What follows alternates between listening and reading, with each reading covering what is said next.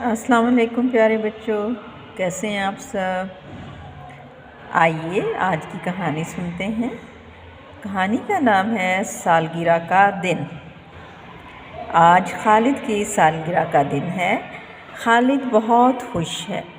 امی نے گھر کو سجایا ہے، ابو کھانے کے لیے مزے مزے کی چیزیں لائے ہیں۔ خالد نے اپنے دوستوں کو بھی بلایا ہے، سب خالد کے لیے تحفے لائے ہیں۔ عامر کا تحفہ بہت اچھا ہے۔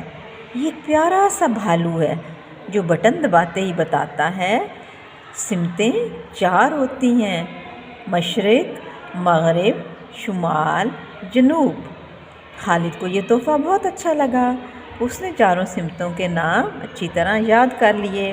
تو آپ بھی یاد کر لیں: مشرق، مغرب، شمال، جنوب۔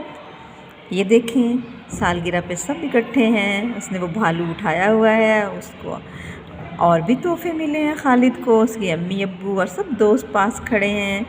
آپ بھی یقیناً سالگرہ مناتے ہوں گے۔ ٹھیک ہے، اللہ حافظ۔